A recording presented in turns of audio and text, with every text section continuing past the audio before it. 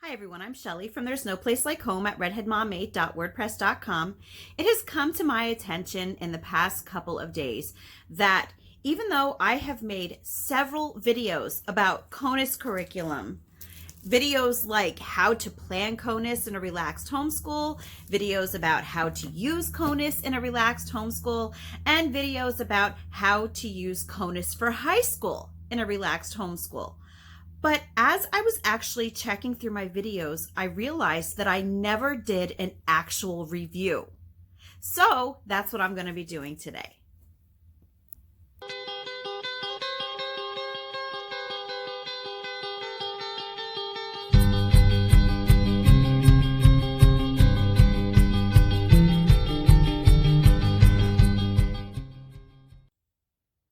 Okay, so there it is. It is Volume 2 of CONUS curriculum. There are actually 3 volumes of CONUS, Volume 1, Volume 2, Volume 3. I have already used Volume 1. Over the years, though, we misplaced it, and that makes me very sad. So I don't really have that to show you today. But they're all set up the same way. I have never used Volume 3. And I just want to point out right from the very beginning that, as you can see, my book is used because, first of all, when I bought it on Amazon and it was used when I got it. And it has been thoroughly gone over and over and over for the few years since we've had this, which is why it looks this way. And yeah, there's pages falling out, and I know you can get it unbound and then you can put it in a notebook. I just never got that far yet. But anyway, let's just get started on this.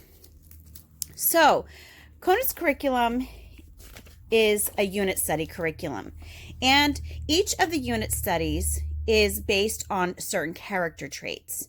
Now, the character traits that are in Volume 2 are, actually it tells you what it is for Volume 1 too. So if you would like to check out Volume 1, the character traits in that one are attentiveness, obedience, orderliness, trust, patience, stewardship, and honor. For Volume 2, and that is this one, the character traits are inquisitiveness, responsibility, love and generosity, courage, wisdom, and loyalty. In Volume 3, it is cooperation, determination, honesty, self-control, initiative, resourcefulness, and joy and cheerfulness. Okay, so the contents of this book, Volume 2. For inquisitiveness, the unit studies that are included in that one are research and reference, scientists and scientific method, earth science, continents and cultures, and they cover Africa and Australia, weather, explorers, navigation, stars, sailing, and lastly, detectives. In the responsibility unit, there's a general unit that just goes over responsibility. There's pet care and dogs, beavers, ants, early settlers. In the love and generosity unit, there's Christmas, Easter, and there's another general section on that, and plus Valentine's. Next is courage, and that is, again, a general section on courage, and then the American Revolution, and that is actually the one that I tweaked a little bit to do with my high schoolers. For wisdom, again, a general unit study on that, and then there is safety, government, founding fathers, constitution, architecture, electoral process, presidents, and then loyalty has general and citizenship. Now, the very first thing that I want to tell you before I even start is that I am not going to go over each and every unit study that is in this book, because I'm sure that you don't want to be here for 6 hours watching this. I'm sure that you wouldn't even stay for 6 hours watching this. So I'm just going to give you a really good look at what the format is like. And I will show you different parts of different unit studies, but I am not going to exhaustively go over every single unit study that there is. So anyway, as you can see on this page, it gives you a basic plan for how to start out your homeschooling day or your CONUS day. Now, I will say that I do not follow these lesson plans that they have. To me, and there are actually different options that they give you on how to do this. But you need to remember that these are for ideas. Because honestly, if I was still of the mindset that I had to do it this way, I probably would not be doing CONUS because I would get completely overwhelmed. And if you're actually looking at all this, you might understand why. Okay, so it tells you how to use CONUS, it tells you how to schedule your day, and it just gives you tips on how to do everything in here. But again, I just want you to remember that you can always make it fit your homeschool. You do not have to do it exactly like it says. These are, again, all for guidance. And it has a lot of questions that they're asking. What do you mean by doing activities multi-level? How many hours a week do I spend on CONUS? What do the brackets mean in the activities section? What if I do not have a co-op? There's all kinds of questions answered in here. Again, I have to reiterate to you, just play it by ear and don't feel like this absolutely has to be covered the way that it is. Because the one thing that I'm seeing right away is that it says that it's been written to do 15 to 16 hours a week of CONUS. And we definitely don't do 15 to 16 hours a week just of CONUS activities. It says they have 4 days of 2 to 3 hours per day of CONUS, and then 6 hours of CONUS under the family co-op activities section. No, that is definitely not us. We will spend probably a total of about 2.5 to 5 hours a week on CONUS. Yes, that's per week. So if you like to spend a lot of time on school, and if you really like to do that many activities, go for it. But don't feel like you have to, please. Okay, now one thing that I want to show you is that there is an updated book list. And the reason is because the original CONUS was written in the 1980s. So a lot of the books that they are recommending for each unit study are out of print. So what they did in this one, because this is an updated CONUS curriculum, the only thing, as far as I know, that was changed was that they added an updated book list. So I'm just going to show you that. And then it just gives you some additional books that you can look at for each and every unit study. Just going to give you a quick look at that. So when I actually plan out our CONUS unit studies, I will start out with the original book list because I just actually go right on my library website and type in to see which ones they have there. And then I will write down the ones that they have, or I will reserve them. And then I come over here and I will write down any additional ones and see if our library has them. So anyway, so the first section is Inquisitiveness, and this is the one that has all of these.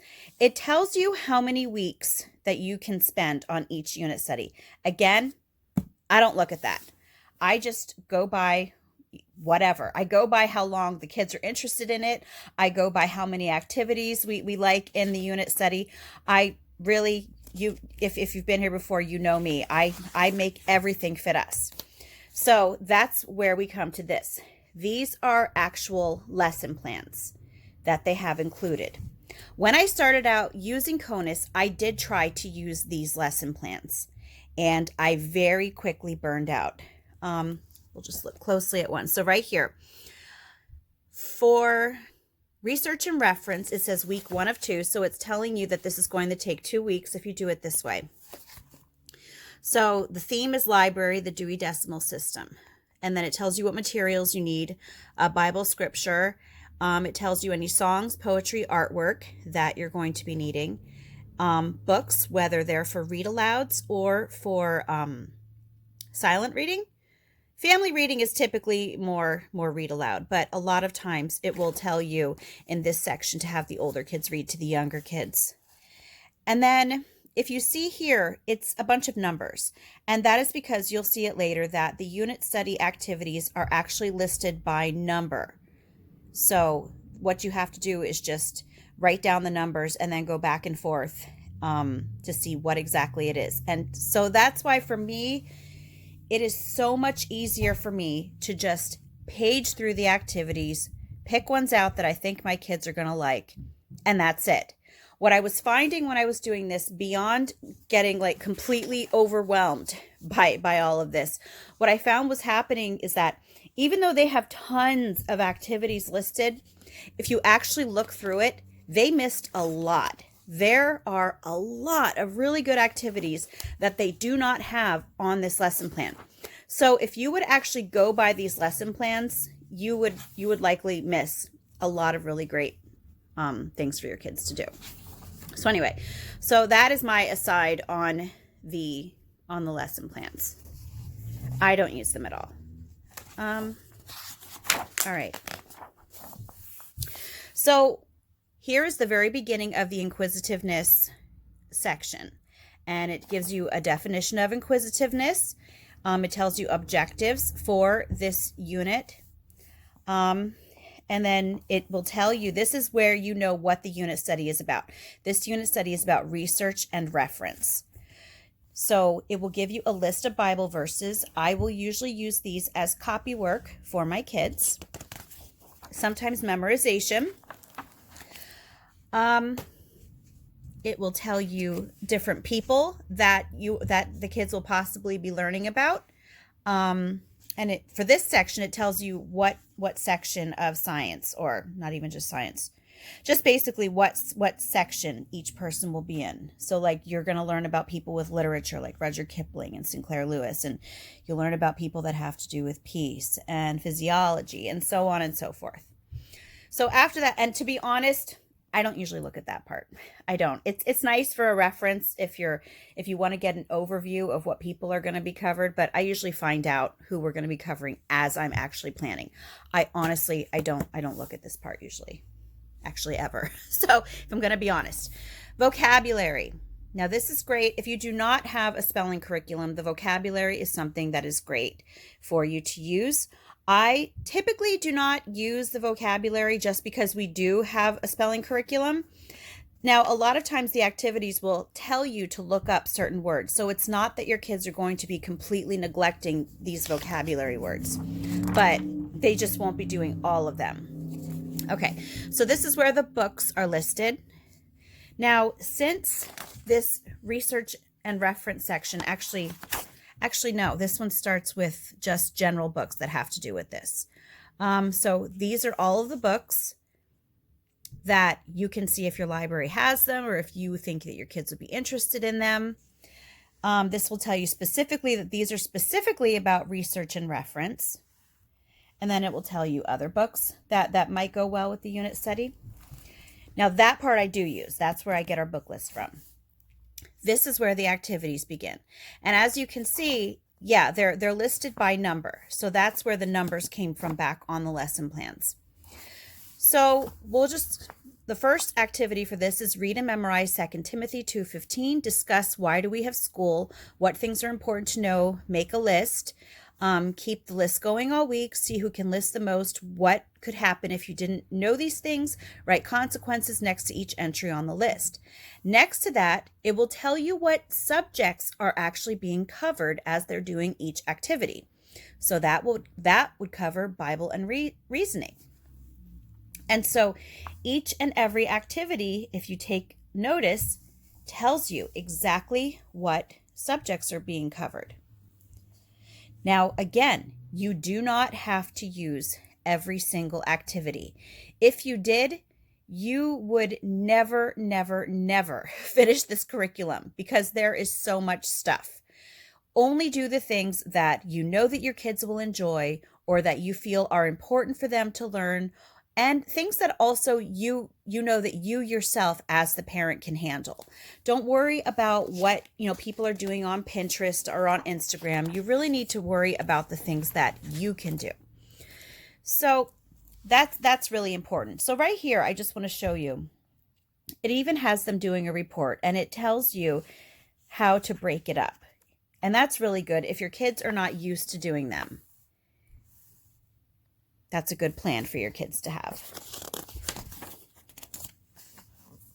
And this part here actually shows your kids how to do an outline.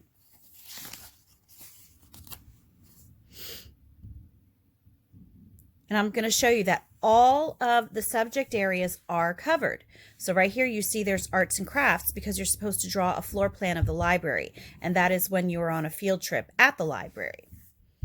And any of the activities, you can tweak them. Like if you like the general idea of what the activity is, but don't necessarily like the details, again, remember that you are the one that is in control of the curriculum. So just make it fit you, make it fit your kids.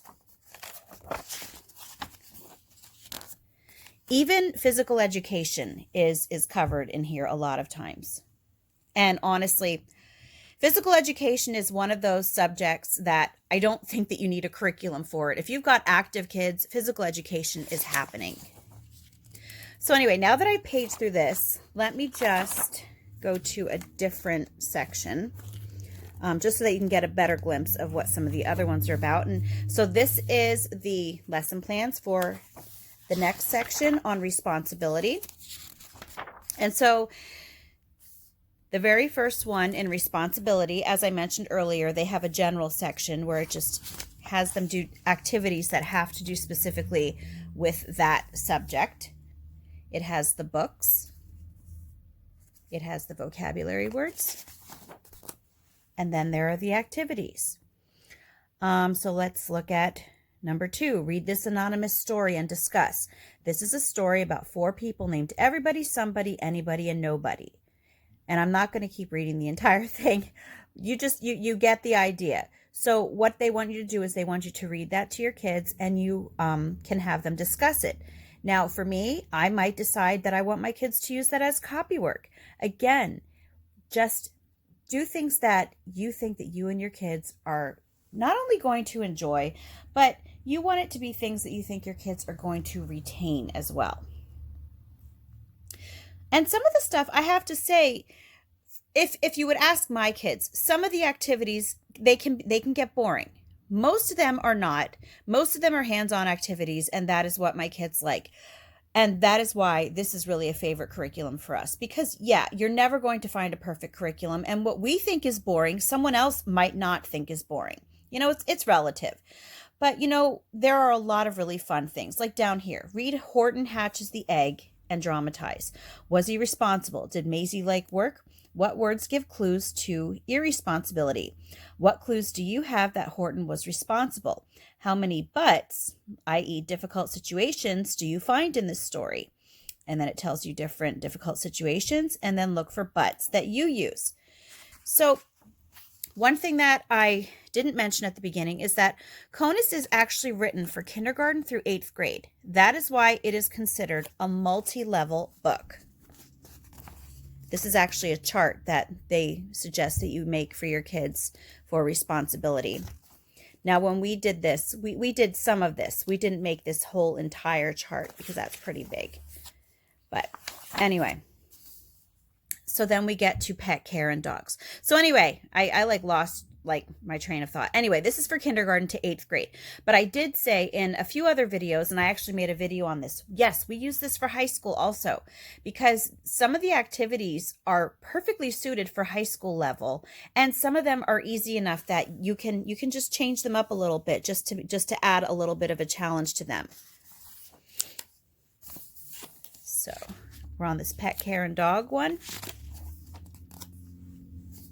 Here are the books that have to do with dogs. There's some books that have to do with cats, not as many. I'm sad about that because I have cats of my own. There's general and other pets. There's poetry, poems that you might be needing depending on what activities you choose. Videos you might need, songs, yes, it covers music. And then we get to the activities. So here we'll look at number 2. Find books about pets in the, I'm assuming that's juvenile section of your library. Read fictional and non-fictional books about the pet you have chosen. Have a pet storytelling time. Talk to your children about pets you have had.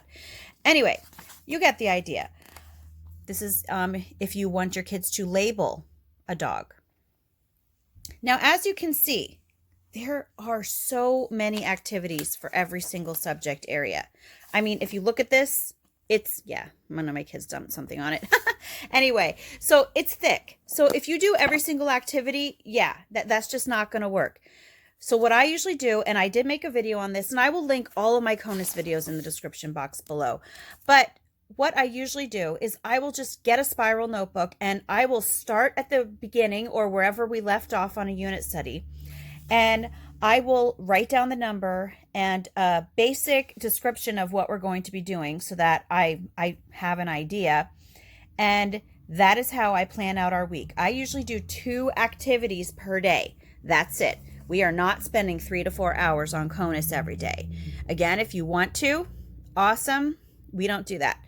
So that's what I do. Just go through, stop when you find one that you like, write down the number, and just write a general description of what it is, and then go down, find another one, write that number down, write a description. Right there, you've got 1 day planned. And one thing that I have to add, that these subjects that are listed are really, really helpful, because one thing that my kids really like about CONUS is that since it is cross-curricular, a lot of times the activities that we're doing will cover, for example, language arts.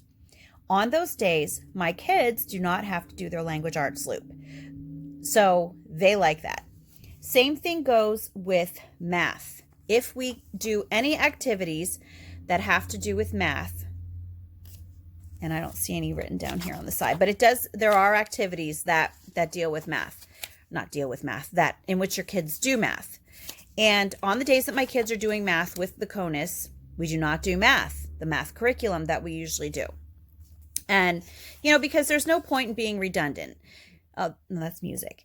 If we, the way that I think is that if you are already covering a subject area, you don't have to keep pressing things over and over and over again. Kill 2 birds with 1 stone. Math is math, language arts is language arts. If you're covering it, that is great. And if you can do it all at the same time, that's even better. Okay, so anyway, so here we are on the early settlers unit study. And again, this is just going to tell you different information about all the colonies that they're going to learn about. And again, you might think I'm a slacker, but I'm just being honest. I don't look at that. Usually I just go right to I go to the book list and I go to the activities. Those are the 2 things that I use. Oh, and the verses, the scripture verses. Because again, that's what my kids use for copywork a lot of times. So anyway, that's it. And the whole book is just set up that exact same way. And volume 1 is exactly like this. And I'm going to make a bet that volume 3 is the same way. So anyway, that's all that I have for you today. I hope that it gave you a little bit of a better idea of what CONUS is about, because, CONUS is known as the granddaddy of unit studies. And honestly, I don't know if that's because it was like the first unit study curriculum that they came up with, or if it's because it's so huge. But a lot of people either have never heard of CONUS, even though it's so old and has been around for so long. If they've already heard of CONUS, they might be intimidated by it. They might have heard people saying how hard it is. And you know what? If you're going by what it tells you to do in here, like 3 to 4 hours every day of activities and following the schedule that they give in the lesson plan, yeah, I can totally see why people would be intimidated and not want to do it. But if you just tweak it, make it your own, and make it work for you, this is one of the best resources I have ever come across. And I have a kindergartner, so we're going to be using this for a long time to come. Anyway, that's all that I have for you today. If you like this video, give it a thumbs up. If you haven't subscribed yet and would like to hear more of what I have to say, I would love if you would do that. If you have any questions or comments, you probably can't leave one down below because I'm still waiting for YouTube to stop disabling my comments. So if you would like to leave a comment, you can always head on over to my Instagram page and just leave a comment on one of my posts there. I will leave that link in the description box in case you're not following me yet. My cat is going to go across Bella. She always likes to make appearances. Anyway, if you like my work and would like to check out my Patreon page and see what rewards I have for my patrons there, I will also leave that link as well. And I hope you have a great day.